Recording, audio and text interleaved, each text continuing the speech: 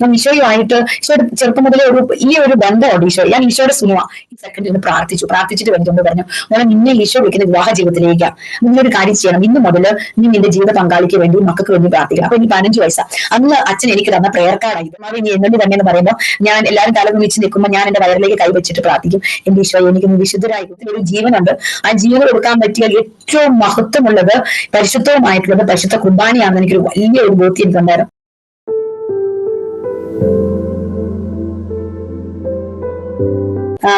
വളരെ എന്റെ ഒരു ജീവിത അനുഭവമാണ്. ഞാൻ ഈ വിശുദ്ധ കുർബാനയെ കുറിച്ച് പറയുമ്പോൾ അതിന്റെ ഒരു തിയോളജിക്കൽ ആയിട്ടുള്ള കാര്യങ്ങളോ അത്ര വലിയ അറിവുകളോ ഒന്നുമല്ല.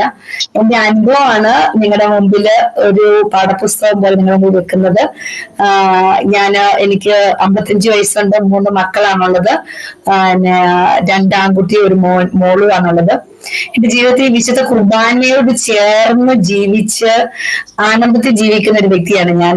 എന്റെ ജീവിതത്തില് പ്രത്യേകിച്ച് അപ്പയുടെയും അമ്മയുടെയും കൂട്ടത്തിലായിരുന്ന സമയത്ത് നമ്മളെപ്പോഴും ഒരു സേഫിലാണ്. എന്നാൽ അതിനുശേഷം നമ്മൾ വിവാഹ ജീവിതത്തിലേക്ക് കടന്നു വരുമ്പോൾ എനിക്ക് തോന്നുന്നു ഇവിടെ ആയിരിക്കുന്നവരൊക്കെ വിവാഹം കഴിച്ചവരും വിവാഹം കഴിക്കാൻ ആഗ്രഹിക്കുന്നവരും സന്യസ്തരും ആയിട്ടുള്ള എല്ലാവരും തന്നെ ഉണ്ടെന്ന് ഞാൻ വിചാരിക്കുന്നു. എന്റെ ജീവിതാനുഭവം വളരെ കുറച്ച് ടൈമാണ് എനിക്കുള്ളത്. അപ്പം അനുഭവം വളരെ കുറച്ച് വെച്ചുകൊണ്ട് വിശുദ്ധ കുർബാന ഞാൻ എങ്ങനെയാണ് ഈശോ അനുഭവിച്ചത്, എങ്ങനെയാണ് ഈശോ എന്റെ കുഞ്ഞിന്റെ ഞാൻ ഈശോ കൊടുത്തത്, അങ്ങനെയാണ് എനിക്ക് പറയാൻ ഉദ്ദേശിക്കുന്ന ഒരു രീതി. പരിശുദ്ധാത്മാവ് നടത്തട്ടെ. ഒരു നന്മ നിറഞ്ഞു വരുമ്പോൾ ഞാൻ ചെല്ലുകയാണ്, നിങ്ങൾ എന്റെ കൂടെ ചെല്ലണം. നന്മ നിറഞ്ഞ മറിയമേ സുസ്തി, കർത്താവ് അങ്ങയുടെ കൂടെ, സ്ത്രീകളിൽ അങ്ങ് അനുഗ്രഹിക്കപ്പെട്ടവളാവുന്നു, അങ്ങയുടെ ഉദരത്തിൻ ഫലമായി ഈശോ അനുഗ്രഹിക്കപ്പെട്ടവനാവുന്നു. പരിശുദ്ധ മറിയമ്മേ തമ്പുരാന്റെ അമ്മേ, പാപികളായ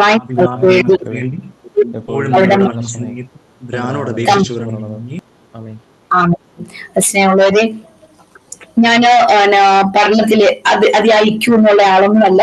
പഠനത്തിലൊക്കെ ഒത്തിരി പിറകിലായിരുന്നു. അങ്ങനെ 10ാം ക്ലാസ്സിൽ എത്തിയപ്പോൾ ഞാൻ തോറ്റുപോകും എന്നൊരു ചിന്ത എന്റെ ഡാഡിക്ക് വന്നുകൊണ്ട് എന്നെ ബോർഡിംഗ് നിർത്തി. അങ്ങനെ ഞാൻ ബോർഡിംഗിൽ പഠിച്ച സമയം കഷ്ടപ്പെട്ട് പഠിക്കുകയായിരുന്നു. ഒത്തിരി കഷ്ടപ്പാട് സഹിച്ച് ഒത്തിരി സ്ട്രഗിൾ എടുത്ത് ഞാൻ പഠിച്ചിരുന്നു. അതിന്റെ വിവരമൊന്നും പറയുന്നില്ല. അങ്ങനെ ഞാൻ ജയിച്ചു കഴിഞ്ഞപ്പോ ഞാൻ ജയിക്കുന്നതിന് മുമ്പ് ഞാൻ കർത്താവിനോട് ഒരു എഗ്രിമെന്റ് എടുത്തായിരുന്നു, അതായത് പ്രോമിസ് കൊടുത്തായിരുന്നു, ഈശോ നീ എന്നെ ജയിപ്പിക്കുകയാണെങ്കിൽ ഞാനൊരു സിസ്റ്ററാണ്. അങ്ങനെ ഞാനൊരു സിസ്റ്റർ ആകാനുള്ള ഒരു വലിയ ആഗ്രഹത്തിൽ വെച്ചുകൊണ്ട് ഞാൻ കർത്താവുമായിട്ട് ഉടമ്പടി വെച്ചിട്ട് ഞാൻ പഠിക്കാനിരുന്നു. അങ്ങനെ ഞാൻ ജയിച്ചു കഴിഞ്ഞപ്പം അടുത്തത് എനിക്ക് പെട്ടെന്ന് എന്റെ ചിന്ത വന്നത് പെട്ടെന്ന് നടത്തിപ്പോണം, സിസ്റ്റർ ആകണം എന്നുള്ള ചിന്തയാണ്.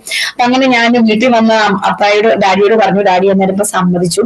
അപ്പൊ ഒരു കുഴപ്പമില്ല. അപ്പൊ ഞങ്ങൾ 4 പെണ്ണും 3 ആണോ, 4 പെണ്ണുങ്ങൾ കഴിഞ്ഞിട്ട് 3 ആണ്, ഞാൻ 4ാമത്തെ പെണ്ണ്. അപ്പൊ ഡാഡിക്കും സന്തോഷമായി, കൊള്ളാം 4 പെണ്ണുങ്ങളെയൊക്കെ കെട്ടിച്ചു വിടണ്ടേ, അപ്പൊ ഒരാൾ മടത്തി പോകണം, നല്ലതാണല്ലോ. അങ്ങനെ ഞാന് മടത്തിമാർ അവരുടെ IS വെച്ചു. പക്ഷെ ഇത് ഞാൻ രഹസ്യത്തിൽ വെച്ച് ആരോടും പറഞ്ഞിട്ടില്ല. ഇതുവരെ ഇപ്പോഴും ആർക്കും അറിയത്തില്ല. അപ്പൊ ഞാൻ രഹസ്യത്തിൽ വെച്ചു. അങ്ങനെ മടത്തി പോകുമ്പോൾ ഞാൻ എന്റെ മടത്തിന്റെ മാതൊക്കെ ചെന്ന് മുട്ടി വിളിച്ച് ഞാൻ സിസ്റ്റർ ആണെന്ന് പറഞ്ഞു. അപ്പൊ സിസ്റ്റർ ആകാൻ വന്നതാണ്. സിസ്റ്റർ എന്നെ ഒന്ന് എടുക്കാവോ എന്ന് ചോദിച്ചു. അപ്പൊ സിസ്റ്റർ എന്നോട് പറഞ്ഞു, മോളെ 2 മാസം മുമ്പേ അതിന്റെ ക്യാമ്പ് കഴിഞ്ഞു, അത് കാരണം ക്ലാസ് തുടങ്ങി, മോളെ അടുത്ത വർഷം വരാൻ പറഞ്ഞു. അപ്പൊ എനിക്ക് ആപ്പാട് സങ്കടമായി, എനിക്ക് ആപ്പാട് വിഷമം. എന്റെ ഈശോയെ ഞാൻ ഈശോയുമായിട്ട് ഈശോയുടെ ചെറുപ്പം മുതലേ ഈ ഒരു ബന്ധമുണ്ട്. ഞാൻ ഈശോയുടെ സുനുവ, ഈശോയുടെ കുഞ്ഞാണ്. അങ്ങനെ ചിന്ത എന്റെ ഉള്ളിൽ ഇങ്ങനെ കിടക്കുക. ഒരു 4-5 വയസ്സുള്ള സമയത്താണ് ഫസ്റ്റ് അനോയിന്റിങ് എനിക്കുണ്ടാകുന്നത്. നമ്മുടെ അടുത്ത് ധ്യാനം കൂടാൻ പോയപ്പോ പെട്ടെന്ന് പരിശുദ്ധാത്മാവിന്റെ ശക്തിയിലേക്ക് കടന്നു വരികയും പെട്ടെന്ന് ബോധം മറിയുകയും, അപ്പം അച്ഛൻ പറയുന്നു തുടരുത്, പരിശുദ്ധാത്മാവിന്റെ അഭിഷേകം കടന്നു വരുന്നു, കുഞ്ഞെ തുടരുത്. അങ്ങനെ ഈ ക്രിസ്ത്യൻ ധ്യാന കേന്ദ്രത്തിലെ മേൽക്കുടി ചേച്ചിയാണ് എന്നെ എടുത്തോണ്ട് പോകുന്നത്. അപ്പൊ ചേച്ചിയോട് ശരി പറഞ്ഞിട്ടുണ്ട്, മോളെ ഈശോയുടെ കൊച്ചാണ്. അപ്പൊ അന്നോട്ട് ഈശോയുടെ കൊച്ചാണെന്ന് ചിന്തയാണ്. ഈശോയുടെ ഒരു പ്രത്യേക ബന്ധം എനിക്കുണ്ടായിരുന്നു. അങ്ങനെ ഞാൻ അച്ഛനടുത്ത് ചെന്ന് കുമ്പസാരിക്കാൻ ഓടി ഞാൻ പള്ളിയിൽ ചെന്നു. അച്ഛൻ എനിക്കൊന്ന് കുമ്പസാരിക്കണം. ഈശോയായിട്ട് ഞാനൊരു എഗ്രിമെന്റ് എടുത്തിരുന്നു, അതെനിക്ക് പറ്റുന്നില്ല, എനിക്കൊന്ന് കുമ്പസാരിക്കണം. ഞാൻ കുമ്പസാരിക്കുന്ന കയറി ചുരുക്കി പറയാം. പെട്ടെന്ന് അച്ഛന് കുമ്പസാരത്തിന് ഇറങ്ങി വന്നു എന്റെ അടുത്ത് ഇരുന്ന് കുമ്പസാരിപ്പിച്ചെന്നെ. എന്നിട്ട് ഞാൻ ഈ കാര്യം വന്നപ്പം അച്ഛൻ എന്നോട് പറഞ്ഞു, എന്തിനാ അങ്ങനെ ഒരു തീരുമാനം എടുത്ത് അച്ഛൻ ഒരു സെക്കൻഡ് ഇരുന്ന് പ്രാർത്ഥിച്ചിട്ട് വന്നിട്ടുണ്ട് പറഞ്ഞു, മോളെ നിന്നെ ഈശോ വിളിക്കുന്ന വിവാഹ ജീവിതത്തിലേക്കാ. നിങ്ങളൊരു കാര്യം ചെയ്യണം, ഇന്ന് മുതല് നീ നിന്റെ ജീവിത പങ്കാളിക്ക് വേണ്ടി മക്കൾക്ക് വേണ്ടി പ്രാർത്ഥിക്കണം. അപ്പൊ ഇനി 15 വയസ്സാ. അന്ന് അച്ഛൻ എനിക്ക് തന്ന പ്രേയർ കാർഡാ ഇത്. അന്ന് ഇത് എന്റെ 15-ാം വയസ്സിലേക്ക് തന്ന പ്രേയർ കാർഡാ. അമ്മയാകുന്നതിന് മുമ്പെന്ന് അവിടെ എഴുതി വെച്ചിരിക്കുന്നത്. അതായത് ഒരു കുഞ്ഞ് ജനിക്കുന്നത് ലൈംഗിക തൃഷ്ണയുടെ ആ ഒരു തീഷ്ണതയിൽ കുഞ്ഞുണ്ടാകരുതെന്ന് അവിടെ പറയുന്നത്. അവിടെ പറയുന്ന വാക്കാണ് ഇതാണ്: ലൈംഗിക തൃഷ്ണ തൃപ്തിപ്പെടുത്താനുള്ള പരിശ്രമത്തിൽ നടക്കുന്ന ആകസ്മിക സംഭവമായി അധിപതിക്കൊരു ശിശുവിന് ജനനം സ്ത്രീയുടെയും പുരുഷന്റെയും വർഷങ്ങൾ നീണ്ടു നിൽക്കുന്ന പ്രാർത്ഥനയുടെയും പരിശുദ്ധ സ്നേഹത്തിന്റെയും നിറഞ്ഞ കവിയിൽ നിന്ന് വേണം കുഞ്ഞ് ജനിക്കാൻ.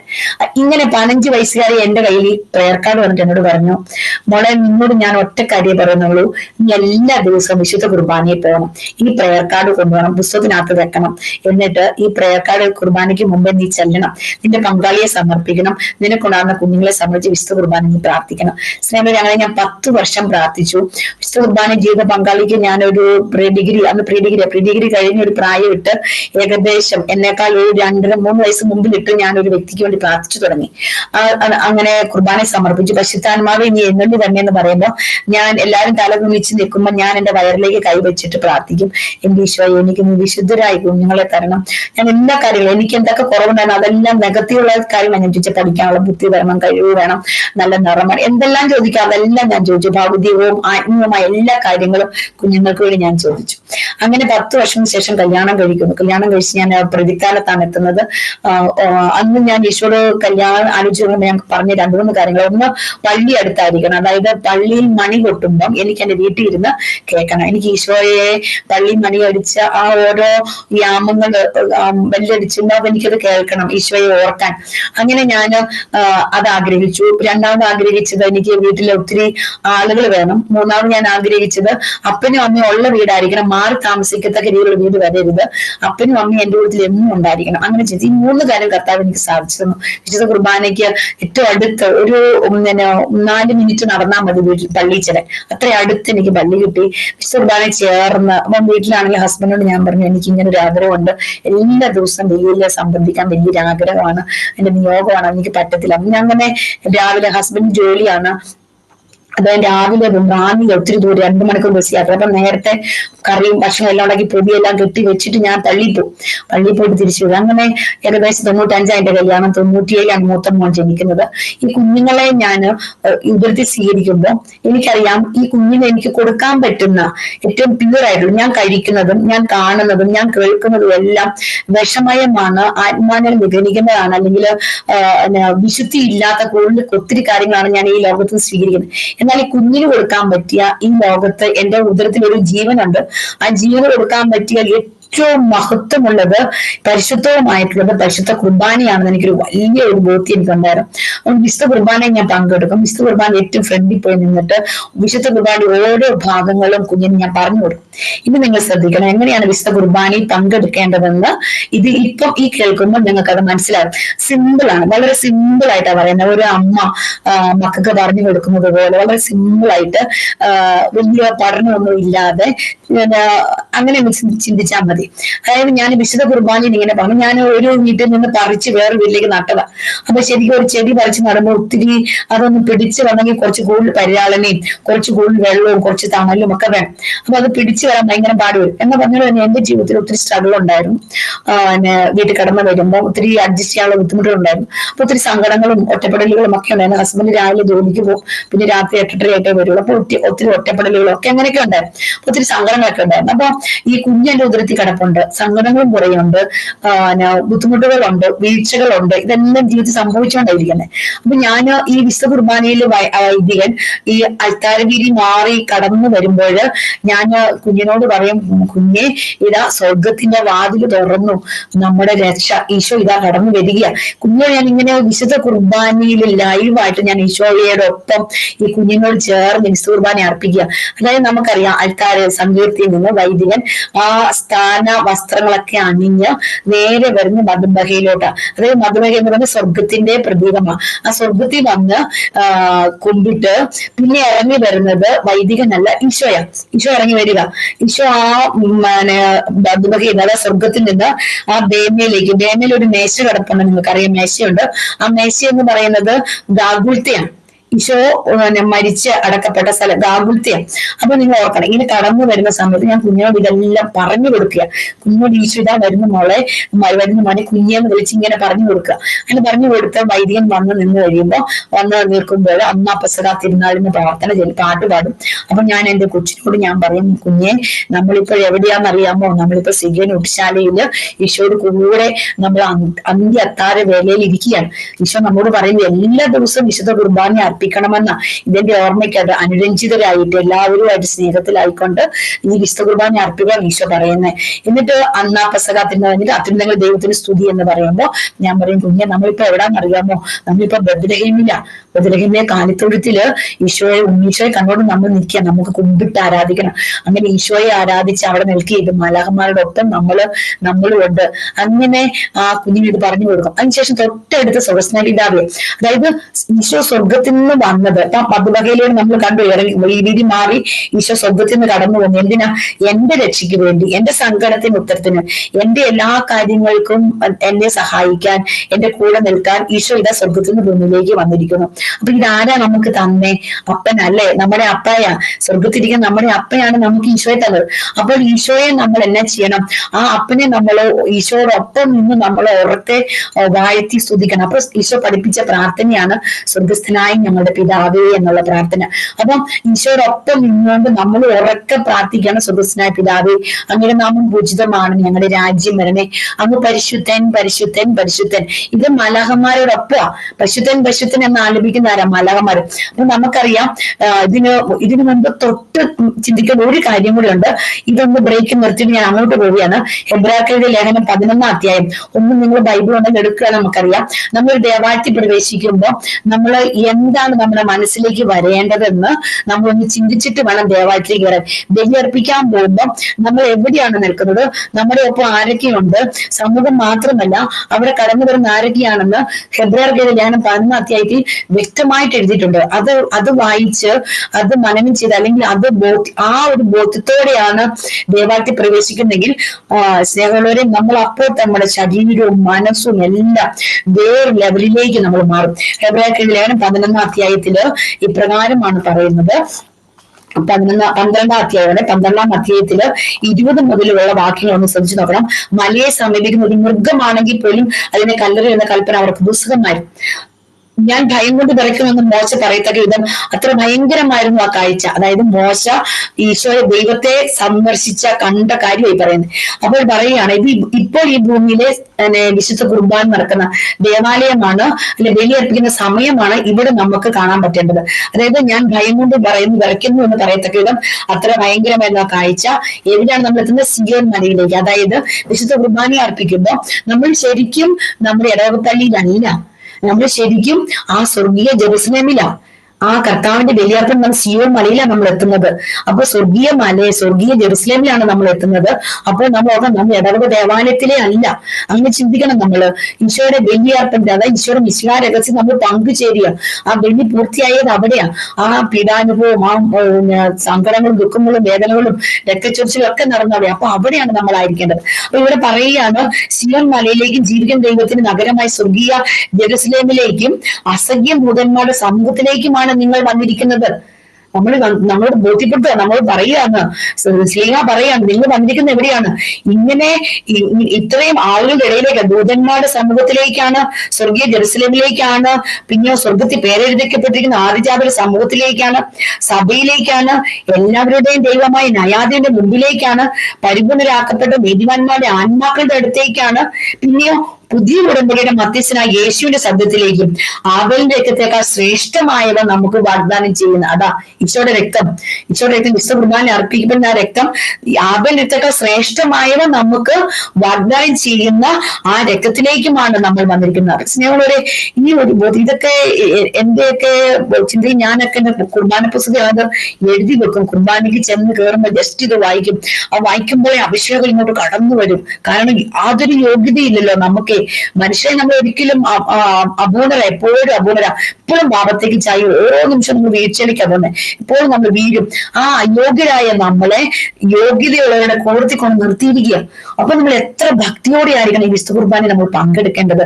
ഏത് വലിയൊരു സമൂഹത്തിന്റെ ആ സാക്ഷികളുടെ മുമ്പിലാണ് നമ്മൾ കർത്താവിനെ കണ്ടുകൊണ്ട് നിൽക്കുന്നതിന് മുമ്പിലാണ് നമ്മൾ നിൽക്കുന്നത്. അപ്പൊ സ്നേഹമുള്ളവരെ, അങ്ങനെ ഒന്ന് ചിന്തിച്ചിട്ട് വേണം വിശുദ്ധ കുർബാനയ്ക്ക് പ്രവേശിക്കാൻ. ഇനി ഞാൻ വീണ്ടും ആ ബ്രേക്ക് ചെയ്തിട്ട് ഞാൻ തിരിച്ചു വരികയാണ്. അതായത് ഞാൻ പറഞ്ഞതായിരുന്നു, ഈശോയോടൊപ്പം നിന്ന പിതാവായ ദൈവത്തെ അപ്പാ എന്ന് വിളിച്ച് നമ്മൾ പ്രാർത്ഥിക്കാം, പരിശുദ്ധൻ പരിശുദ്ധൻ പരിശുദ്ധൻ എന്ന്. അതിനുശേഷം നന്ദി പറയുന്നത്, ആ വിളി അത്രമാത്രം ശ്രേഷ്ഠമായ വിളിയായിരിക്കണം. കാരണം നമ്മുടെ ഒരു യോഗ്യത കൊണ്ട് നമുക്ക് സ്വർഗത്തിൽ കയറാൻ പറ്റത്തില്ല. നമ്മുടെ ഒരു കഴിവ് കൊണ്ട് ഈ ഭൂമി നമുക്കൊന്നും നേടാൻ പറ്റത്തില്ല.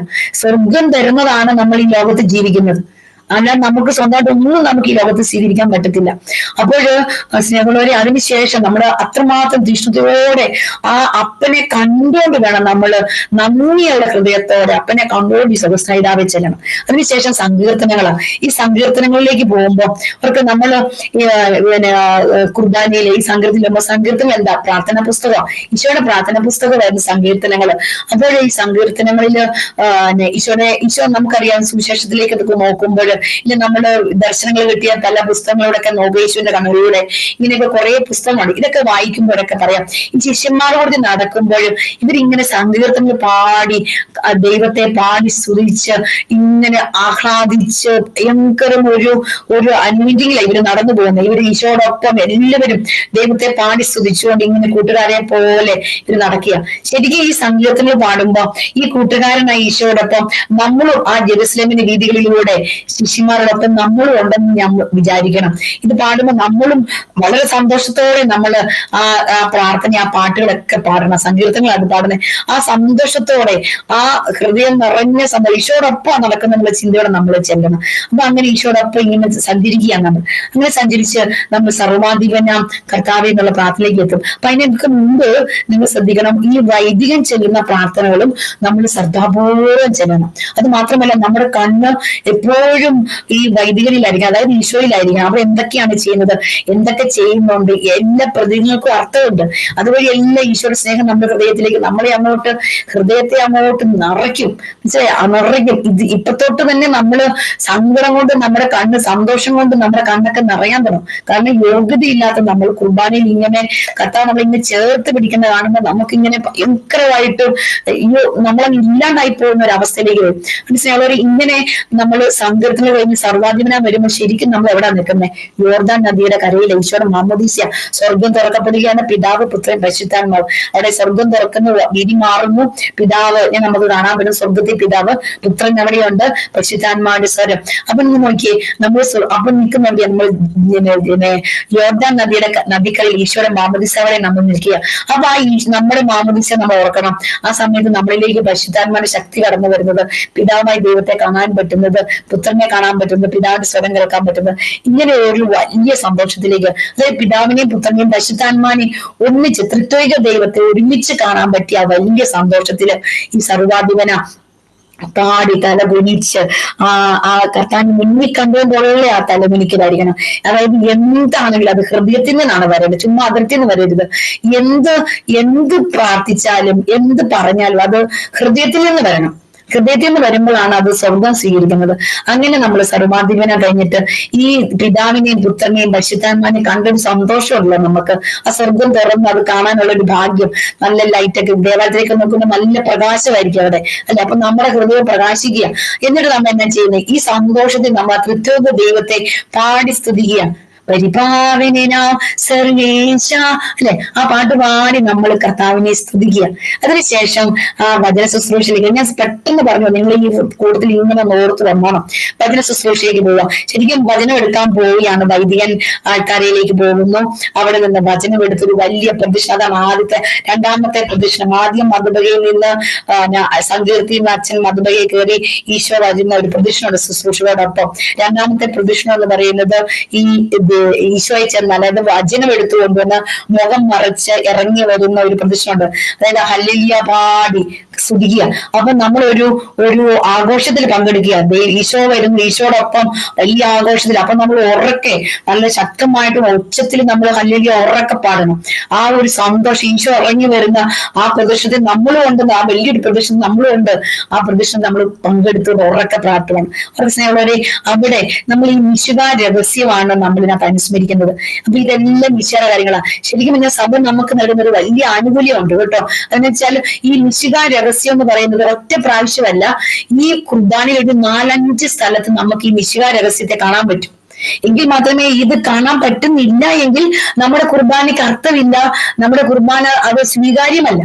ഈ മിശിഹ രഹസ്യം നമുക്ക് അനുഭവിക്കാൻ പറ്റണം. കുർബാനയിൽ ഓരോ പ്രതികളും അടയാളങ്ങളും നടപ്പും ഓരോ കാര്യങ്ങൾ വഴി നമ്മളത് അനുഭവിക്കാൻ പറ്റും. അപ്പോൾ ഈ സ്വർഗത്തിൽ നിന്ന് പിതാവായ ദൈവം സന്നിധി ചെന്ന പുത്രനായ ദൈവം, വചനമാണ് ദൈവം, ഇറങ്ങി വന്നു. അത് ഈ മേമയിലുള്ള മേശയിൽ വെച്ച് മുറിച്ച് നമുക്ക് നൽകിയ അവിടെ വെച്ചാണ് നമ്മുടെ ഈശോയുടെ പീഡാനുഭവത്തെ കുറിച്ചും പരസ്യ ജീവിതത്തെ കുറിച്ചും എല്ലാം നമ്മൾ അറിയുന്നത് ഈ വചന മേശയിൽ നിന്ന് വെച്ച. അതാണ് ഗാഗുൽത്തായി, ഈശോയുടെ മണ്ണൊക്കെ അവിടെ നടക്കുന്നത് ഗാഗുൽത്തായി വെച്ച്. അതിനുശേഷം നിങ്ങൾ നോക്കിക്കേ, അവിടെ നിന്ന് വൈദികൻ ഇത് കാർമ്യം ഇത് ചൊല്ലിക്കഴിഞ്ഞതിന് ശേഷം വചനം അവിടെ വെക്കുന്നില്ല, തിരിച്ച് മധുബകയിലേക്ക് കൊണ്ടുപോയി ആ മധുബകയുടെ മേശയില് വലതുവശത്തായിട്ട് അത് വെക്കും. അതായത് ഈശോയുടെ ഈ വചനം മുറിച്ചു തരുമ്പോൾ ഈശോയുടെ മരണമാണ്. അതിനുശേഷം ഈശോ ഇത് തിരിച്ചു പോകുമ്പോൾ ഈശോയുടെ ഉത്ഥാനം, ഈശോ സ്വർഗത്തിലേക്ക് പോകുന്നു. വലതുവശത്ത് വെക്കുമ്പോൾ ഈശോ സ്വർഗത്തില് സ്വർഗാരോഹണം ചെയ്ത് പിതാവിന്റെ വലതുഭാഗത്ത് ഇരിക്കുക. അപ്പൊ നോക്കി, ശരിക്കും ഒരു മിശിഹ രഹസ്യം തീർന്നു. ശരിക്കും ഒരു ഘട്ടം പൂർത്തിയായി. ഇനി അടുത്തത് വീണ്ടും നമുക്ക് കാണാൻ പറ്റും.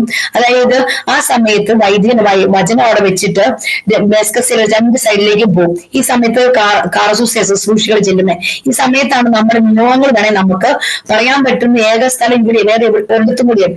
ഈ സ്ഥലത്ത് നമുക്ക് പറയാൻ പറ്റും. ഈ സമയം ഇതല്ലേ, കൊച്ചിന്റെ സമയം കാണിച്ചു തരിക, 10 മിനിറ്റുള്ള ഒട്ടും ആയില്ല, എങ്കിലും നിങ്ങൾ ഇങ്ങനെ അങ്ങ് മുന്നോട്ട് പോവുക. അതിനുശേഷം ഇവിടെ ചെന്ന് ഡെസ്കസിൽ ചെന്നിട്ട് ഈ കുർബാന 2 വശത്തും ഒരുക്കുമ്പോൾ അപ്പവും മീനും കൂടെ ചേർക്കുമ്പോൾ അവിടെ പറഞ്ഞു ഈശോയുടെ തിരുശരീരമാണ്, ഇത് രക്തമാണ്. അപ്പൊ ഈശോയുടെ പീഡാനുഭവം അവിടെ ശരിക്കും പറഞ്ഞാൽ ഈ കാസയ്ക്കകത്ത് ആ കുഞ്ഞു പാത്രത്തിനകത്തുനിന്ന് വീഞ്ഞെടുത്ത് ഒഴിക്കുക, അത് ഈശോയുടെ രക്തമാണ്. അതിനകത്തോടെ ഒരു കുഞ്ഞു സ്പൂണിനകത്ത് 2-3 തുള്ളി വെള്ളമേ വീഴുന്നുള്ളൂ. ശരിക്കും നമ്മുടെ കണ്ണ് അവിടെ, കാർസൂസ പ്രാർത്ഥനയാണെങ്കിൽ നമ്മുടെ കണ്ണ് അവിടെ ആയിരിക്കണം. ഈശോയെ ആ പച്ചവെള്ളം ഞാനാണ് ആ പച്ചവെള്ളം. എന്റെ ജീവിതം മുഴുവൻ ഇങ്ങനെയാണ്, ഒരു വീഞ്ഞായിട്ട് മാറാൻ പറ്റുന്നില്ല. പലപ്പോഴും എന്നിലെ വീഞ്ഞ് ഇല്ലാണ്ട് പോവുക, പച്ചവെള്ളമായിട്ട് മാറുക. ഈശോ അതിനകത്ത് ഒരു തുള്ളി ഞാനാകണം, ഈശോ ഞാനായിരിക്കണം. എന്നിട്ട് നമ്മൾ ഈ പാട്ട് കേട്ടിട്ടില്ലേ, ഈ പച്ചവെള്ളം വാഴ്ത്തിയിടുമോ നേഴ്ത്തരം വീഞ്ഞാക്കുമോ. ഇങ്ങനെ നമ്മൾ ഈ കുർബാനയോട് ഇങ്ങനെ ലയിച്ച് അലിഞ്ഞു ചേരും. തൊട്ടിപ്പുറത്തെ വശത്ത് ചെന്നിട്ട് അച്ഛന് വലിയ തിരുവോസ്തി എടുത്ത് പീലാസ് വെച്ച് മുറിക്കുന്നുണ്ട്. ഈശോയുടെ പീഡാനുഭവം മുറിക്കുക. അപ്പൊ ഈശോട് ഞാൻ പറയാം, എന്റെ ഈശോയെ നീ മുറിയപ്പെടുകയാണല്ലോ. അപ്പൊ നമ്മുടെ ചങ്കിലൊരു ഈശോയുടെ പീഡാനുഭവം നമ്മൾ അവിടെ കാണണം. അപ്പൊ നമ്മൾ ഈശോ ഞാൻ നിന്നെ ഒത്തിരി സ്നേഹിക്കുന്നത്, ഒത്തിരി വേദന എടുക്കുന്നുണ്ടോ. എന്നിട്ട് അതവിടെ വെച്ചിട്ട് വൈദ്യം തിരിച്ച് താഴേക്ക് വരിക, ബേമിലേക്ക് വരികയാണ്. അവിടെ വന്നിട്ട് പിതാക്കന്മാരെയൊക്കെ വിളിച്ച് യാക്കോബി, പരിശുദ്ധി അമ്മ, യേശു പിതാവിനെ, പൂർവ്വപിതാക്കന്മാര്, സ്ത്രീകന്മാരെ എല്ലാം വിളിച്ച് പ്രാർത്ഥിക്കുക. അവരുടെയൊക്കെ സഹായം ഇല്ലാതെ നമുക്ക് ഈ ബലി പൂർത്തിയാക്കാൻ പറ്റത്തില്ല. എന്തൊക്കെയൊക്കെ വൈദികൻ നമ്മളോട് പ്രാർത്ഥന സഹായം ആവശ്യപ്പെടുന്നുണ്ട്. അപ്പൊ നമ്മുടെ പ്രാർത്ഥന സഹായം ആ ബലം അവർക്ക്, അത് നമ്മൾ നല്ലതുപോലെ ആചാരം ചെയ്ത് നമ്മൾ തിരിച്ചു കൊടുക്കണം. അച്ഛൻ അറിയണം നമ്മൾ പ്രാർത്ഥിക്കണം, നമ്മൾ തലകുനിച്ച് അച്ഛൻ ഞാനുണ്ട്, അച്ഛൻ ഞാൻ സപ്പോർട്ടാണ് എന്ന് പറഞ്ഞ് നമ്മൾ ആ കൂടുതൽ നിൽക്കണം. അതിനുശേഷം കണ്ടോ തിരിച്ച് ആ വിശ്വാസപരമാണ്, നമ്മൾ ആ വിശ്വാസം നമ്മൾ ഏറ്റു പറയുക. അല്ല, അതിന് മുമ്പ് ഒരു കാര്യമുണ്ട്.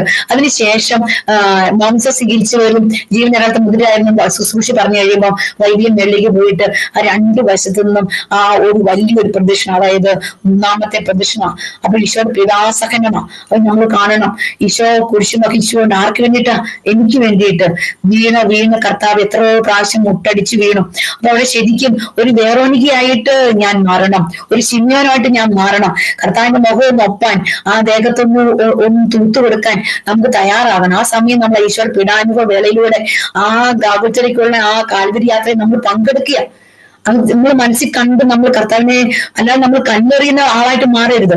നമ്മൾ അശ്രദ്ധയായിട്ട് മാറി നിൽക്കുകയാണെങ്കിൽ ശരിക്കും കല്ല് വാരി എറിയുന്ന കുഞ്ഞുങ്ങളുണ്ട്, കൊണ്ട് പൊട്ടാൻ വേണ്ടിയിട്ട് ദേഹത്ത് തുപ്പുന്നവരുണ്ട്, കർത്താവിനെ കൂടുതൽ അടിക്കുന്നവരുണ്ട്. അതായിട്ട് നമ്മൾ മാറരുത്. നമ്മളൊരു വേറോനിക്കായിട്ട് നമ്മളൊരു ശില്യനുമായിട്ട് മാറണം. എന്നിട്ട് കർത്താവ് ഞാൻ ഉണ്ട് കേട്ടോ ഈശോയെ, ഞാൻ നിന്റെ അടുത്തുണ്ട്, നിനക്ക് ഒത്തിരി വേദനയുണ്ടോ, ഇങ്ങനെ ഈശോടൊപ്പം ചേർന്ന് പൊക്കി അത് വൈദ്യം കുരിശാകൃതിയിൽ ഇങ്ങനെ പൊക്കുമ്പോ ഈശോയുടെ കുരിശുമരണമാ, കണ്ടോ, കുരിശുമരണമാ. അതിനുശേഷം അത് വെച്ച് ശോശാപ്പ വെച്ച് ഇങ്ങനെ മൂടുമ്പോ ഈശോയുടെ കബറടക്കമാ. അതിനുശേഷം വിശ്വാസ പ്രമാണം വന്ന് ചെല്ലും.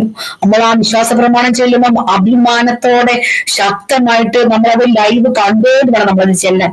അതിനുശേഷം വൈദ്യം 3 പ്രാവശ്യം തല കുമ്പിട്ട് മേളിലേക്ക് പോവുക. അവിടെ ചെന്ന് കഴിഞ്ഞിട്ട് കുമ്പിടുമ്പോൾ നമുക്കറിയാം നമ്മുടെ പാപങ്ങൾക്ക് വേണ്ടി, വൈദ്യം ചെയ്ത പാപത്തിന് വേണ്ടി. അപ്പൊ ഞാനൊക്കെ ശരിക്കും ആ സമയത്ത് കുംഭസാരത്തിന്റെ ജപം ചൊല്ലി, എന്റെ പിഴ പാപിയാണേ, അയോഗ്യാണേ എന്ന് ഞാൻ പറയും, എന്റെ പിഴ വെച്ചുകൊണ്ട്. അതിനുശേഷം വൈദ്യം ചെയ്ത് എന്നാ ചെയ്യുന്നത്, ഈ ശോശാപ്പായ തൂവാലി എടുത്ത് ചുറ്റി വെക്കുക. അതായത് കർത്താവിന്റെ സ്വർഗ്ഗാരോഹണം.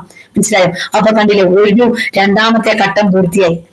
ഇങ്ങനെ നമ്മൾ ഇനിയുണ്ട്, ഇനി ഇഷ്ടംപോലെ സ്ഥലത്ത് നമുക്ക് കാണാൻ പറ്റും. അതുപോലെ ഹൃദയ വിചാരങ്ങൾ സ്വർഗത്തിലേക്ക് ഉയർത്തി എന്ന് പറയുമ്പോൾ ശരിക്കും പറഞ്ഞാൽ ആ സമയത്ത് നമ്മുടെ ഹൃദയത്തിലെ എല്ലാ വികാരങ്ങളും, ഒരിക്കലും ഞാൻ കേട്ടിട്ടുണ്ട് ഒരു അച്ഛൻ ഇങ്ങനെ ഹൃദയ വികാരങ്ങൾ സ്വർഗത്തിലേക്ക് ഉയർത്തി എന്ന് പറഞ്ഞാൽ കൈകൾ ഉയർത്തിയപ്പോൾ ഒരു കുഞ്ഞ് കാണുകയാണ് അച്ഛന്റെ കയ്യിലേക്ക് വന്ന ഈശോ ഇങ്ങനെ ദൈവം ഇങ്ങനെ കയ്യെ പിടിച്ചു എടുക്കുന്നത്. അതായത് നമ്മുടെ ഹൃദയ വികാരങ്ങൾ, നമ്മുടെ സങ്കടങ്ങളും നമ്മുടെ ആകുലതകളൊക്കെയാണ് വൈദികൻ ഉയർത്തി കാണിക്കുന്നത്. അപ്പോൾ പിതാവായ ദൈവം നമ്മൾ സ്വീകരിക്കുക.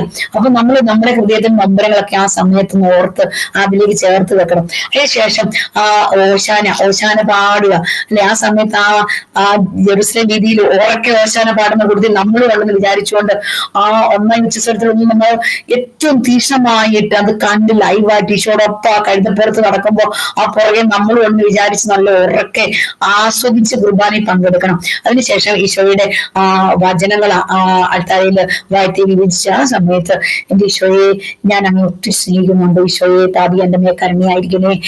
അപ്പനാണല്ലോ നമുക്ക് ഈശോയെ തന്നത്. അതിങ്ങനെ അതിനുശേഷം ഇതിനകത്ത് കൊച്ചു പ്രാർത്ഥന ഉണ്ട് കേട്ടോ. വൈദ്യൻ ഒറ്റയ്ക്ക് ചെല്ലുമ്പോൾ ഈ സ്വരം താത്തി ചെല്ലുമ്പോൾ ഇതൊക്കെ നമ്മളും ചൊല്ലണം. നമ്മളും, കാരണം ബലി പങ്കുചേരുക, വൈദ്യനോടൊപ്പം നമ്മൾ പങ്കുചേരുക, നമ്മൾ ചുമ്മാ കണ്ടു നിൽക്കല്ല, നമ്മൾ പങ്കുചേരുക. അപ്പൊ ആ ബലി ഏർപ്പെടുത്തി നമുക്ക് ഈ പ്രാർത്ഥനയൊക്കെ ചെല്ലാനുള്ള യോഗ്യത നമുക്കുണ്ട് ഈ ഈശോയോട് ചേർന്ന് നിൽക്കുമ്പോ. അപ്പൊ നമ്മളും ശുശ്രൂഷ ചെല്ലുന്ന പ്രാർത്ഥനയും നമ്മൾ ചെല്ലുന്ന പ്രാർത്ഥനയൊക്കെ നമ്മൾ ചെല്ലണം. അതിനുശേഷം ഈ ഞാൻ സ്വർഗത്തിൽ ജീവനുള്ള അപ്പമാവുന്നു, ഞാൻ പെട്ടെന്ന് പോവാം. സ്വർഗത്തിൽ ജീവനുള്ള അപ്പമാവുന്നു പറയുമ്പോൾ ആ സ്വർഗത്തിൽ ഈശോയെ നമുക്ക് ഈശോയെ നമ്മൾ കാണാൻ പറ്റുക. ആ സമയത്ത് ഐ ലവ് യു ഈശോ എന്ന് പറഞ്ഞ് തലയൊന്ന് കുമ്പിടണം. അതിനുശേഷം വീണ്ടും നമ്മൾ ഈശോയുടെ പീഡാനുഭവം കാണുക. കാരണം വൈദികനായ ഈശോയെ ഒന്ന് മുറിച്ചിട്ട് ഒന്ന് ഒടിച്ചിട്ടൊന്ന് ഈ വീഞ്ഞിനകത്ത് മുക്കും, ഈശോയുടെ രക്തം മുക്കും, എന്നിട്ടൊന്ന് ചേർത്ത് പിടിക്കും. അത് ഈശോയുടെ പീഡാനുഭവം ചേർത്ത് പിടിക്കുമ്പോ ഈശോയുടെ ഉത്ഥാനം അത് വീണ്ടും താഴെ വെക്കി. അതിന് മുൻപ് അച്ഛൻ ചെയ്യുന്ന ഒരു കാര്യമുണ്ട് കേട്ടോ. ഈ ഈശോയെ അപ്പം സ്വർഗത്തിന് ചെയ്യുമ്പോൾ അപ്പം ഞാനാന്ന് പറഞ്ഞിട്ട് ആ കുഞ്ഞിന് നിന്നിട്ട്, നമുക്കൊന്നും കാണത്തില്ല, കുഞ്ഞിന് നിന്നിട്ട് അതിൽ ഉമ്മ വെക്കുന്നവരെ കണ്ടിട്ടുണ്ട്, അതിനെ കണ്ണോട് ചേർത്ത് വെക്കുന്നവരെ കണ്ടിട്ടുണ്ട്. ആ മുറിക്കാൻ പോകുന്ന ആ വൈദികന്റെ ആ സ്നേഹം അവിടെ പ്രകടമാക്കുക. പക്ഷെ മുറിക്കാൻ പോവുക. അതിനുശേഷം എന്റെ സ്നേഹമുള്ളവരെ, ഇത് അവസാനം ഇങ്ങനെയൊക്കെ ഒത്തിരി വിട്ടുപോയിട്ടുണ്ട് എനിക്ക് സമയം, ഞാൻ നിർത്തുകയാണ്. അതുകൊണ്ട് ലാസ്റ്റ് മക്കളെ, ഈ ഈശോയെ കൊണ്ട് നമ്മുടെ കയ്യിലേക്ക് തരുമ്പോൾ പുരാതനമായ കാലഘട്ടങ്ങളില് ഇപ്പൊ നമ്മൾ എങ്ങനെയാണ് കുരിശാകൃതി കൈ പിടിച്ച, അതായത് എന്റെ ജീവിതം, ഈ ഭൂമിയിലെ ജീവിതം ഒരു കുരിശാണ് അല്ലെ. എല്ലാവരുടെയും ജീവിതം ഒരു കുരിശാണ്. കാരണം ഈ കർത്താവ് തന്നെ ഈ ഭൂമിയിൽ ജീവിതം കുരിശായിരുന്നു അല്ലെ. നമ്മുടെ ജീവിതം അങ്ങനെ തന്നെ പോലല്ല, യാതൊരു മാറ്റവും ഇല്ല. കുരിശുണ്ടെങ്കിൽ മാത്രമേ നമുക്ക് കർത്താവിൽ ചേരാൻ പറ്റത്തുള്ളൂ. സഹനം ഉണ്ടെങ്കിൽ മാത്രമേ നമുക്ക് കർത്താവിൽ ചേരാൻ പറ്റത്തുള്ളൂ. വീഴ്ച ഉണ്ടെങ്കിൽ മാത്രമേ കർത്താവിൽ ചേരാൻ പറ്റത്തുള്ളൂ. കർത്താവെ ഞാൻ വീണു, ഞാൻ പാപിയാണ്, എനിക്ക് ഒത്തിരി കുരിശുണ്ട്. ആ മുറിവേറ്റ ചതഞ്ഞ പിടയ്ക്കുന്ന ആ ശരീരം നമ്മുടെ കയ്യിലേക്ക് ഇങ്ങനെ തരുമ്പോ അത് നമ്മൾ സ്വീകരിക്കുക. എനിക്ക് ആ നമ്മുടെ കയ്യിൽ പിടയ്ക്കുന്ന ഈശോയെ നമുക്ക് തരുന്ന, രക്തത്താൽ മുറിവേറ്റ് പിടഞ്ഞു കിടക്കുന്ന ഈശോ നമ്മുടെ കരങ്ങളിലേക്ക് തരിക. ആ ഈശോയെ നമ്മൾ ഉൾക്കൊള്ളുക. അപ്പൊ എന്റെ ദുഃഖങ്ങളും ഈശോയുടെ ആ പിടയ്ക്കുന്ന ആ ശരീരം കൂടെ ഒന്ന് ചേരുക. അതുകൊണ്ട് സുഖം അന്വേഷിക്കരുത്. സുഖിക്കുന്നവർക്ക് ആർക്കും ഈശോയുടെ ശരീരത്തിൽ യോജിക്കാൻ പറ്റത്തില്ല, ചേരുകയില്ല, നമ്മൾ ചേരുകയില്ല. നമുക്ക് സഹനമുണ്ടോ ഈശോയോട് നമുക്ക് ഒത്തിരി ചേരാൻ പറ്റും. ആർക്കാണ് ഏറ്റവും കൂടുതൽ സഹനമുള്ളത് അവർ അവർക്കാണ് ഈ ദിവ്യകാരണത്തോട് ഏറ്റവും ചേരാൻ പറ്റുന്നത്. കാരണം ഈശോ ദിവ്യകാരണനായത് ചുമ്മാതെയല്ല, ഒരു വാക്കുകൊണ്ടല്ല. അവൻ മുറിഞ്ഞപ്പെട്ട് പീഡ അനുഭവിച്ച് പീഡയായിട്ട് രക്തം ഒലിച്ച് മുറിഞ്ഞ് ചതഞ്ഞാണ് ആ അപ്പമായിട്ട് മാറിയത്. അങ്ങനെ ഈ ലോകത്ത് ചതയുന്നവർക്ക് പീഡ അനുഭവിക്കുന്നവർക്ക് ഈശോയായിട്ട് മാറാൻ പറ്റുള്ളൂ. സ്നേഹം, ഇതാണ് ഞാൻ എന്റെ കുഞ്ഞുങ്ങൾക്ക് കൊടുത്തത്. ഈ കുഞ്ഞുങ്ങൾക്ക് ഞാൻ വായിച്ചു കേൾപ്പിക്കാൻ ഞാൻ ആ കുഞ്ഞുങ്ങൾ സമയം പോയല്ലേ, ഒന്ന് പറഞ്ഞു ആരെങ്കിലും ഒന്ന് മ്യൂട്ട് മാറ്റിയിട്ടൊന്ന് പറയണം കേട്ടോ. ഞാൻ ഈ കുഞ്ഞുങ്ങൾക്ക് ഇത് പറഞ്ഞു കൊടുക്കുമായിരുന്നല്ലോ. അതിനുശേഷം ഈ കുഞ്ഞുങ്ങൾ എല്ലാ ദിവസവും ഈ സുഹൃത്തുക്കൾ ഉണ്ടായി കഴിയുമ്പോൾ ഞാൻ കുർബാനയ്ക്ക് കൊണ്ടുപോകുമായിരുന്നു. കുർബാനയ്ക്ക് കൊണ്ടുപോയി ഒരിക്കൽ ഞാൻ ഈ കുഞ്ഞുങ്ങളുടെ ബുക്ക്, പഴയ ബുക്കൊക്കെ എടുത്ത് കളയാൻ വേണ്ടി ഞാൻ നോക്കിയപ്പോൾ ഒരിക്കൽ ഞാൻ എന്റെ രണ്ടാമത്തെ മോന്റെ ഒരു ക്രിസ്ത്യൻ, അവന്റെ ഒരു ബുക്ക് ഞാൻ കണ്ടു. ആ ബുക്കിനകത്ത് അവൻ ഇങ്ങനെ എഴുതി വെച്ചു, പ്രേസിനോട് എഴുതിയ ഒരു പേജ് കണ്ടപ്പോൾ ഞാൻ പെട്ടെന്ന് എടുത്ത് നോക്കി. അപ്പൊ അവർ എഴുതി വെച്ചിരിക്കുകയാണ്, എന്റെ പേര് ക്രിസ്ത്യൻ, പേര് പ്രവിത്താനാണ്, ഞാൻ 6ാം ക്ലാസ്സിൽ പഠിക്കുന്നു. ഞാൻ ഇപ്പോൾ നിങ്ങളുടെ കൂടെ പറയുന്നത് ഞാൻ സ്നേഹിച്ച് അനുഭവിച്ച ദിവ്യകാരണ ഈശോയെ കുറിച്ചാണ്. ഏകദേശം ഒരു 2.5 വയസ്സ്, അതായത് ഓർമ്മയുള്ള സമയം മുതൽ ഞാൻ എന്റെ അമ്മയോട് കൂടെ എന്നും തള്ളി പോകുമായിരുന്നു. അമ്മ വിശുദ്ധ കുർബാനയുടെ ഓരോ ഭാഗം വരുമ്പോഴും അമ്മ എനിക്ക് മനസ്സിലാകുന്ന രീതി പറഞ്ഞു തരുമായിരുന്നു. അത്താഴവിരി മാറുമ്പോൾ സ്വർഗം തുറക്കപ്പെടുന്നത്, പരിശുദ്ധാത്മാവെ ഈശോ കാഴ്ച വസ്തുക്കൾ എടുത്തുകൊണ്ട് വരുമ്പോൾ എന്നെയും എന്റെ ചേട്ടനെയും എനിക്കുള്ള എല്ലാവരെയും സമർപ്പിക്കുവാനും, പരിശുദ്ധാത്മാവെ എഴുന്നേറ്റ് വരണമേ എന്ന് പറയുമ്പോൾ തലകുനിച്ച് പരിശുദ്ധാത്മാവിനെ സ്വീകരിക്കുവാനും അമ്മയെന്നെ പ്രേരിപ്പിക്കുമായിരുന്നു. എന്നാൽ വിശുദ്ധ കുർബാന അമ്മ സ്വീകരിക്കുമ്പോൾ ബഹുമാനത്തോടെ സ്നേഹത്തോടെ കൈകൂപ്പി പിടിക്കുവാനും അമ്മേനെ പ്രേരിപ്പിക്കുമായിരുന്നു. എന്നാൽ എനിക്ക് എന്റെ ഏറ്റവും വലിയ വിഷമം, അമ്മ നാവിൽ ഈശോയെ സ്വീകരിക്കുമ്പോൾ ഞാൻ ആഗ്രഹത്തോടെ നാക്ക് നീട്ടുമായിരുന്നു. പക്ഷെ എനിക്ക് അന്നൊന്നും ഈശോയെ കിട്ടിയിരുന്നില്ല. എന്റെ സങ്കടം കൊണ്ട് അമ്മ പറയുമായിരുന്നു ഈശോ എന്റെ ഉള്ളിൽ വരുന്നുണ്ട് എന്ന്. എല്ലാ ദിവസവും പള്ളിയിൽ പോയി ഏറ്റവും മുമ്പിൽ വിശുദ്ധ കുർബാനയിൽ പങ്കെടുക്കുകയും കൊതിയോടെ ഞാൻ നോക്കി നിൽക്കുകയുമായിരുന്നു. അങ്ങനെ ഞാൻ 4ാം ക്ലാസ്സിൽ കയറി നമസ്കാരങ്ങളെല്ലാം നല്ലതുപോലെ പഠിച്ച് ഏറ്റവും സന്തോഷത്തോടെ ഈശോയെ സ്വീകരിക്കാൻ ഞാൻ ഒരുങ്ങി. അങ്ങനെ ഈശോയെ സ്വീകരിക്കാനുള്ള ഓരോ ദിവസവും അടുക്കും തോറും ഈശോയെ സ്വീകരിക്കാനുള്ള എന്റെ സന്തോഷം കൂടി. സ്നേഹമുള്ളവരെ, ഇതൊരു സാക്ഷ്യമായിട്ട് കർത്താവ് എനിക്ക് കാട്ടി തന്നതാ. എന്റെ മൂത്ത കുഞ്ഞ് ക്രിസ്റ്റോ എന്നാ പറയുന്നത്. ഈ ഡിസംബർ 30-ാം തീയതി രാവിലെ 9 മണിക്ക് പള്ളിയിൽ വെച്ച് അവന്റെ പട്ടമാണ്. രണ്ടാമത്തെ മോൻ ക്രിസ്ത്യനാണ്. ക്രിസ്ത്യന് ചാവറ അവിടെ തൃശ്ശൂർ കാൽവരിയിൽ കപ്പൂച്ചി സഭയിൽ ഇപ്പൊ ഫിലോസഫി പഠിക്കുന്നു. ഇളയ മോള് പഠിക്കുന്ന 8ാം ക്ലാസ്സില്. വിശുദ്ധ കുർബാന വിട്ടൊരു ജീവിതം ഈ കുഞ്ഞുങ്ങൾക്കില്ല. പഠിത്തത്തിൽ ഏറ്റവും മിടുക്കരാണ്, ഏറ്റവും ടോപ്പാണ് ഈ കുഞ്ഞുങ്ങള്. പഠിക്കാൻ ഒരു വാക്കുപോലും പറയണ്ടേ. എന്റെ ജീവിതം മാത്രം വിശുദ്ധ കുർബാനയോട് ചേർന്നാണ് പോകുന്നത്. അതുകൊണ്ട് സ്നേഹമുള്ളവരെ, ഞാൻ നിർത്തുകയാണ്. കർത്താവ് നമ്മളെല്ലാവരും അനുഗ്രഹിക്കട്ടെ. വിശുദ്ധ കുർബാന സ്വന്തമാക്കുക. ഒത്തിരി കാര്യങ്ങൾ പറയാനുണ്ട്. ഈ ചെറിയ നിമിഷം കൊണ്ട് എനിക്ക് ഒന്നും പറയാൻ പറ്റത്തില്ല. ഇത്രയൊക്കെ എനിക്ക് പറയാൻ പറ്റത്തുള്ളൂ. ഈശോ അനുഭവിച്ചറിഞ്ഞ കുർബാനയിൽ എന്നിട്ട് കർത്താവിന് സ്വീകാര്യമാവുക. ഞാൻ പൂർണ്ണമായിട്ട് സമർപ്പിക്കുന്ന പരിശുദ്ധ അമ്മയോട് ചേർന്ന് പ്രാർത്ഥിക്കുകയാണ്. പരിശുദ്ധാത്മയോട് ചേർന്ന് ഞാൻ പ്രാർത്ഥിക്കുകയാണ്. പരിശുദ്ധാത്മ വലിയ കൃപ നമ്മളിലേക്ക് കടന്നു വരട്ടെ. കുർബാന ഒരു അനുഭവമായി മാറ്റുന്നു പ്രാർത്ഥിച്ചുകൊണ്ട്. നന്മ നിറഞ്ഞ മറിയമേ സുസ്തി, കർത്താവ് അങ്ങയുടെ കൂടെ സ്ത്രീകളിൽ അങ്ങ് അനുഗ്രഹിക്കപ്പെട്ടവളാവുന്നു. അങ്ങയുടെ ഉദരത്തിൻ ഫലമായി ഈശോ അനുഗ്രഹിക്കപ്പെട്ടവനാവുന്നു. പരിശുദ്ധ മറിയമ്മേ, തമ്പുരാന്റെ അമ്മേ, പാപികളായി ഞങ്ങൾക്ക് വേണ്ടി ഇപ്പോൾ ഞങ്ങളുടെ മരണസമയത്തും തമ്പുരാനോട് അപേക്ഷിക്കണമേ. ആമേൻ. ശിവായിക്ക് സ്തുതിയായിരിക്കട്ടെ.